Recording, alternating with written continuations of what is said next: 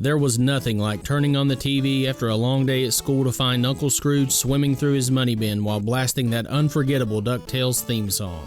And Capcom's NES platformer based on Disney's hit animated series captures the essence of the show while shattering all expectations for a licensed NES title, making it one of the most iconic games ever released on the system.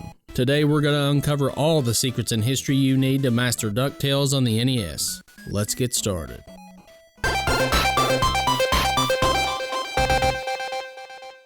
If this is your first time here at the channel, my name is Tyler, and if you love gaming from all generations like we do here at G3, then consider hitting that subscribe button and hit that bell for notifications so you don't miss anything.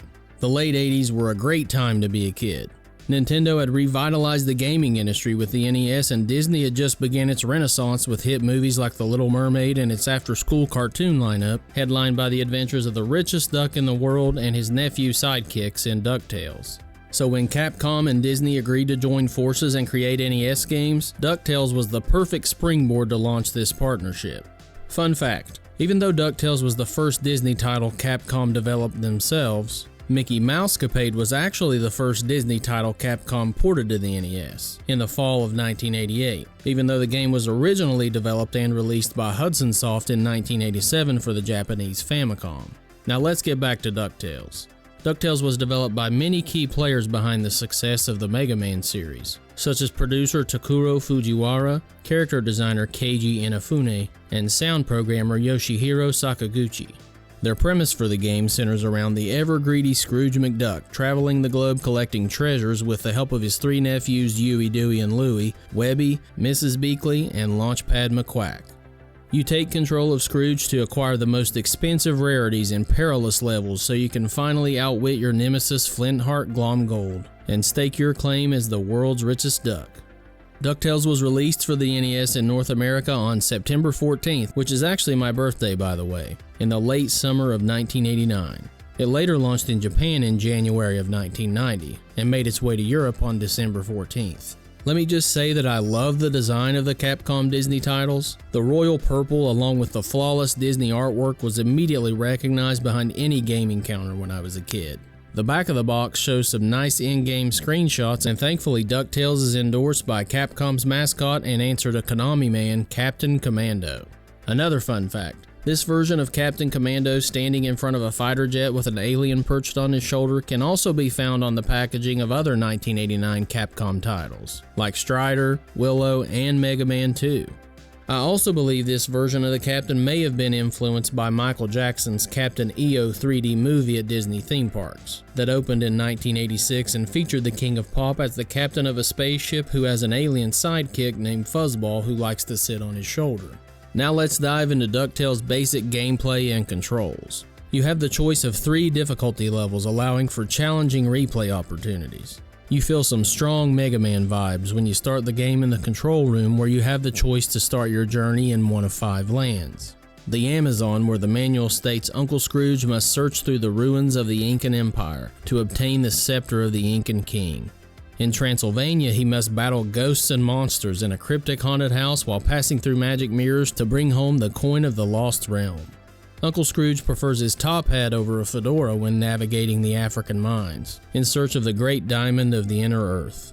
The treacherous snowy terrain of the Himalayas proves to be quite the challenge for Scrooge and his pogo jump, but he must find a way to get the crown of Genghis Khan back home to Duckburg. The 5th land takes place on the moon, where Scrooge McDuck must explore every inch of a UFO to snatch a piece of the green cheese of longevity. But before you start exploring these lands, let's discuss how to properly control Uncle Scrooge. He only has one weapon to assist him through the game, and that is his trusty walking cane. Scrooge can hit objects or enemies with his cane in 2 ways. The first is the golf swing attack, where you hold the D-pad right or left in order to get up against an object, and then hit the B button to execute the swing. The second attack takes a little bit of a knack to master, and that is the pogo jump. Scrooge's pogo jump is the first thing that pops in my mind when I think of the game, and I feel this unique attack is one of the main reasons DuckTales is such a memorable title on the NES. Let's cover the items and bonuses you encounter. The most common items you find are diamonds. The smaller diamonds are worth $2,000, the large diamonds are worth $10,000, and the large red diamonds are worth $50,000. What is strange is there is no direct reward for collecting this money like extra lives, but there are a few hidden secrets that I'll talk about later that makes it worth your while to collect as much money as possible. The next item you may find are magic coins, which will make Scrooge invincible for a short time. But if you're playing on the difficult setting, you'll never see any of these coins. There are 2 items which replenish Scrooge's health. The first is ice cream, which restores 1 hit point, and the second is cake that will refill all hit points. Next up are those creepy looking Scrooge dolls you can find for extra lives. Seriously, I don't know why, but these things freak me out. Now, before we discuss the best secrets and strategies for DuckTales, did you know there was a beta version of the game that nearly made it to store shelves back in 1989? You can see the differences in some of the gameplay screenshots from the 1990 book Consumer Guide, Hot Tips for the Coolest Nintendo Games, and another magazine which I own called the NES Game Atlas Player's Guide. The lands had mostly generic names in the beta version like the Jungle, Ghost House, and Underground. And the coffins in Transylvania originally had crosses on them, which of course didn't make it past the final Nintendo censors, and were replaced with the RIP lettering. Hamburgers were the items you collected to replenish your health, but thankfully the developers changed it to Scrooge's favorite food, ice cream. The alien enemies on the moon were originally characters that had no direct ties to the DuckTales cartoons, but the developers ultimately redesigned the aliens to resemble Overlord Bolivan, found in the episode Where No Duck Has Gone Before. Now I'm going to reveal the top secrets and strategies you can use to make your way through DuckTales. I own a few books that share some great tips and maps to help you through this wonderful game, but I believe the September 1989 issue of Nintendo Power is the perfect guide to have by your side playing DuckTales. It has a beautifully designed 12-page layout that covers each land and has detailed maps showing critical item locations. The first 2 pages share some general knowledge that is also covered in the manual, but it also discusses jumping around to find hidden treasure. Seriously, make sure you pogo jump around everywhere, cause odds are you'll find some hidden diamonds. This magazine was also where I first found out about 2 hidden treasures, like the $1 million ring, not to be confused with the $1 million belt, and the second treasure is the gold plate, which are each worth $1 million. And if you want to get even more treasure, when you run into Launchpad during a level, you can hitch a ride back to the control room and re-enter that level to play it again and collect more money. Another bizarre way to get your money total up is finding the bonus stage. You can only reach the bonus stage if you ask Launchpad to take you to the control room when there is a 7 in the 10,000s digit location. Launchpad will drop Scrooge off in the clouds and you can follow behind Gyro Gearloose flying a plane and dropping a large supply of diamonds for you to pick up. Now here is why you should collect as much money as possible in DuckTales. Nintendo Power reveals there are 3 different endings to the game based on how much money you bring home, saying the size of the money piles in the end scene change depending on how much treasure Scrooge collects. They don't give any more specifics, but here are the 3 different endings and how much money you need to see them. The first and easiest ending to see is finishing the game with less than $10 million, and you'll find Scrooge celebrating beside a treasure chest full of gold. But if you manage to grab more than $10 million worth of treasure, you will get the best ending, with Scrooge sitting on top of a giant heap of gold wearing a crown. The third ending is really tough to pull off, and that is to finish the game with $0. Now, going through this entire game and not collecting a single diamond or treasure is virtually impossible. So that isn't how it's done. Did you know there is a secret way to replenish your health that the manual or Nintendo Power never mentions? For the low price of $3 million, you can press the select button to refill your life meter, but it plays a key role in ending the game with no money. You must have your total money at an exact multiple of $3 million, like $3, $6, or $9 million. That way you can perfectly spin down to 0 in the last level before you take down the final boss. Then you get to see the third ending screen where Scrooge stands alone and penniless with the hopes of using his newfound treasures to help him rebuild his empire. But first you have to make it through the 5 worlds and their bosses to get to these endings. So let's discuss some pro tips for each level. Let's cover the Amazon first. Here's a screenshot of the map and path to the boss, and make note of the 2 Scrooge doll locations highlighted here in Nintendo Power to give you 2 additional lives. The first thing I recommend before you make your way through the level underground is to head right a few screens from the start and climb up the 4th vine from the left to a hidden room above where you can grab 2 red diamonds. Climb back down and walk left to find the vine that leads you underground, where you will see a stone statue on your left. Use your golf swing to knock the red barrel next to the statue, so you can pogo jump onto the statue and find a hidden room to the left. Once you collect the treasure in this room, jump left again at the top of the stairs and walk across the ceiling to the left to find another room full of loot. After fighting off a few spear-throwing enemies, you will find another stone statue who demands you pay $300,000 to pass through him. Just ignore this and don't waste your money. You can head back to the left real fast to lure one of those spear-throwing guys underneath the vine at the top of the screen so you can pogo off of him to grab the vine and to watch Scrooge swagger his way to the final boss's lair in the Shrine of the Silver Monkey. Wait a minute, wrong show. Sorry, Olmec. The boss's real name is actually the Incan King, and he is definitely the easiest boss in the game.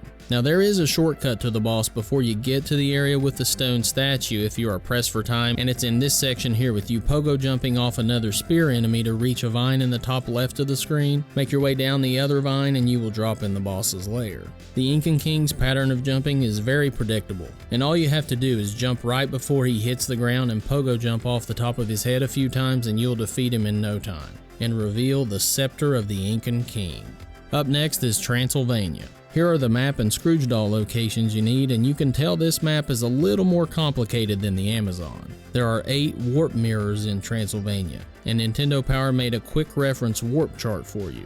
Make your way to the right and down to begin the level, grabbing treasure along the way until you reach Mirror G. Once you pass through Mirror G, you will start at Mirror A near the beginning of the level. Speak to Webby real quick and she will tell you Huey has been kidnapped. Make your way up the rope to the right of Webby to knock out one of the Beagle Boys to save Huey, who lets you know this house has an illusion wall. But there is really more than just one illusion wall.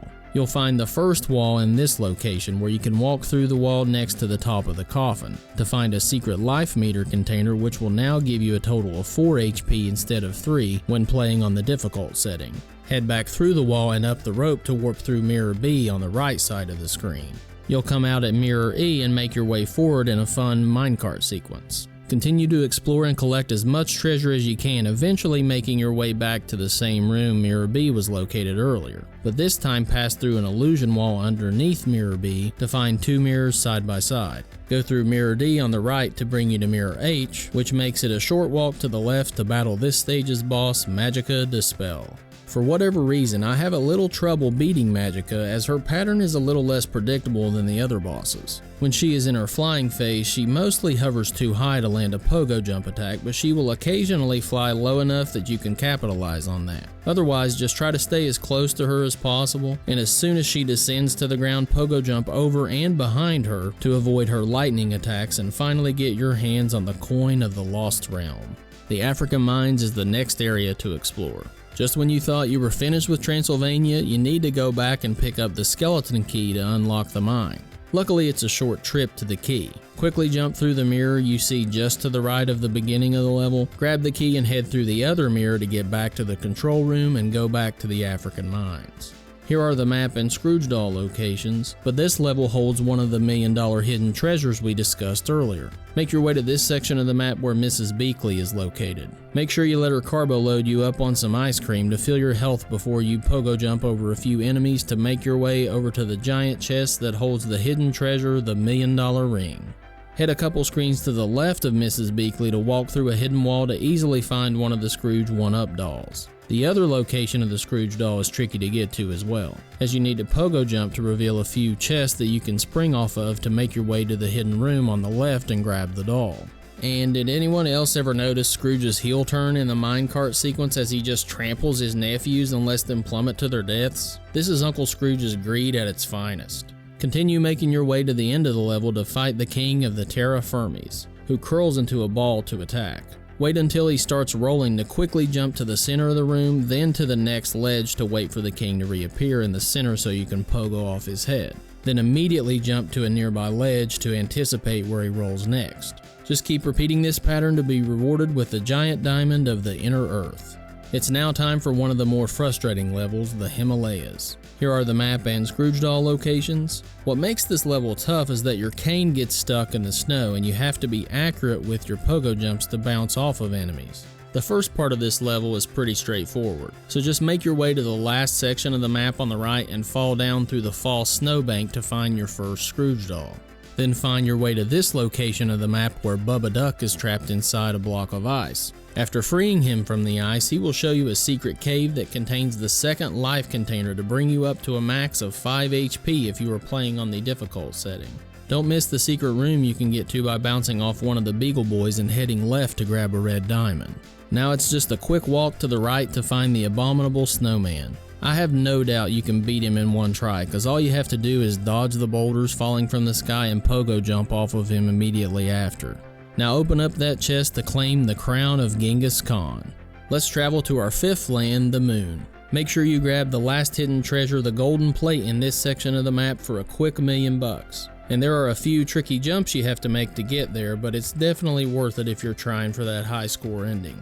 Now climb your way to the top left corner of the spaceship to get the UFO key so you can now have access to this section of the ship where you can grab the remote control to call for Gizmo Duck to blast away the wall guarding the entrance to the boss. But if you are running low on health, make sure you jump above the location of the remote control to get some ice cream from Mrs. Beakley. Now make your way back to the green wall where one of your nephews told you to call for Gizmo Duck and let him take care of that obstacle for you. Drop down and pogo your way over some Beagle Boys to face off against Lunarat. Just always try to keep the high ground on Lunarat and you'll put him away easily. Then you can grab a slice of the green cheese of longevity. Once back in the control room, somehow Scrooge's arch nemesis Flintheart Glomgold snatches all 5 of your treasures and takes them back to Dracula Duck Manor in Transylvania. Use the same path to make it to the boss's lair through the false wall and warp mirror you used when you fought Magica earlier. This time Dracula Duck will be waiting for the final showdown.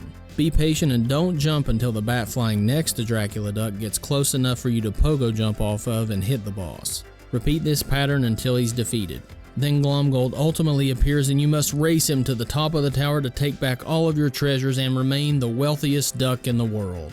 DuckTales has left a powerful legacy with innumerable highly praised reviews. IGN ranks it as the 10th best NES game of all time in its 100 greatest NES games list, and Nintendo Power ranks it 44th in its list of the 285 greatest games of all time. There was a Game Boy port of the NES DuckTales released in September of 1990 as well, which is unbelievably well made for an original Game Boy game. These two titles were the biggest commercial successes for Capcom during this era, with the NES version selling over 1.6 million copies and the Game Boy version selling 1.4 million. The sequel DuckTales 2 was released in 1993, and it's quite the collector's item today, but I just so happened to snag one at a nearby retro store a few weeks ago. In 2013, DuckTales Remastered was released, which featured updated graphics and music for modern consoles. It even added voice acting for the characters with an expanded storyline and 2 brand new levels. Is DuckTales one of your all-time favorites on the NES too? Let me know in the comments below, and if you have any of your own secrets about the game, I want to hear them. Make sure to give this video a like, and I want to give a special shout out to Patrick McCabe for finding Mullet Boy first in our last video. Till next time guys, G3 out.